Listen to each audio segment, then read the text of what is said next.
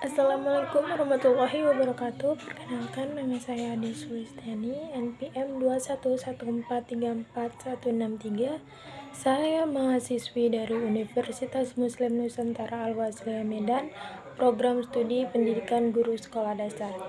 Di video kali ini, saya akan menjelaskan mengenai organisasi dan manajemen pendidikan dalam mata kuliah pengelolaan pendidikan. Baik, organisasi dan manajemen pendidikan.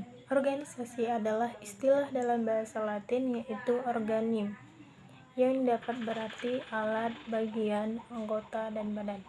Organisasi pada dasarnya digunakan sebagai tempat atau wadah di mana orang-orang berkumpul, bekerja sama secara rasional dan sistematis, terencana, terorganisasi, terpimpin, dan terkendali dalam memanfaatkan sumber daya, uang, material, mesin, metode atau lingkungan, sarana dan prasarana, data, dan lain-lain yang digunakan secara efisien dan efektif untuk mencapai tujuan organisasi.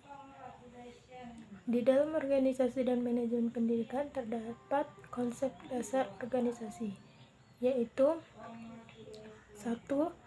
Manusia atau man, 2. Kerjasama atau teamwork, 3. Tujuan bersama, 4. Peralatan, 5. Lingkungan, 6. Kekayaan alam, dan kerangka konstruksi mental organisasi itu sendiri. Nah, jenis-jenis organisasi yaitu 1. Organisasi politik. Organisasi yang bertugas untuk menyelenggarakan aktivitas sebuah negara. Beberapa contoh organisasi politik adalah pemegang kekuasaan eksekutif, legislatif, yudikatif, partai politik, TNI, dan lainnya. Adapun organisasi yang kedua yaitu organisasi bisnis. Organisasi ini merupakan jenis organisasi yang bekerja dalam kegiatan ekonomi untuk meraih keuntungan atau profit. Organisasi bisnis ada yang berskala kecil dan sampai global.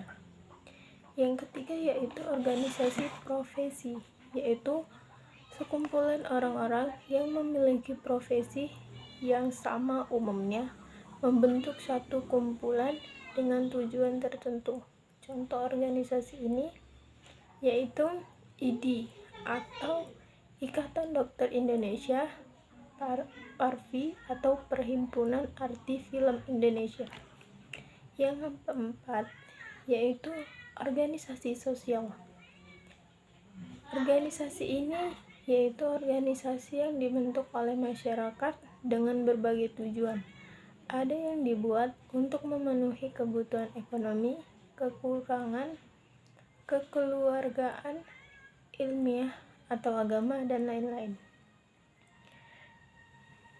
Yang kedua itu ada dimensi organisasi. Dimensi organisasi ini terbagi menjadi dua.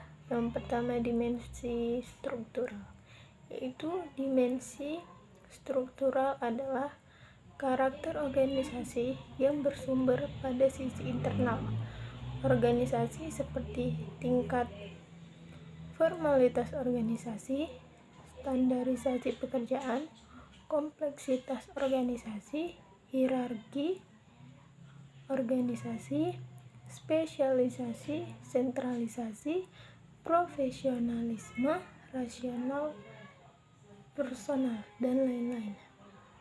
Yang kedua yaitu dimensi kontekstual.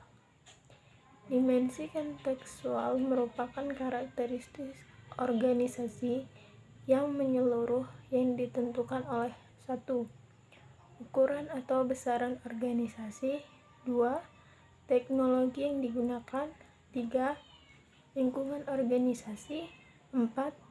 Tujuan dan strategi organisasi, yang kelima yaitu budaya organisasi. Nah, di dalam organisasi dan manajemen pendidikan itu terdapat dukungan.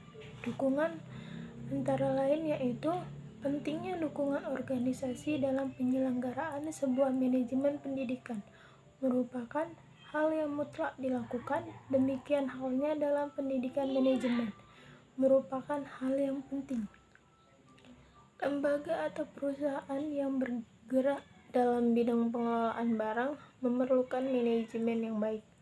Lembaga pendidikan adalah lembaga yang mengolah manusia dan bertujuan menciptakan manusia-manusia berkualitas.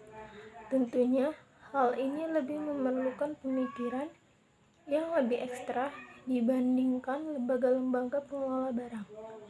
Jadi kesimpulannya, dalam pendidikan, manajemen sangat dibutuhkan, apalagi dalam organisasi. Karena pada dasarnya, manajemen ini merupakan suatu rancangan atau suatu hal yang sangat dibutuhkan dalam pendidikan, karena sangat mendukung akan terlaksananya pendidikan yang lebih baik.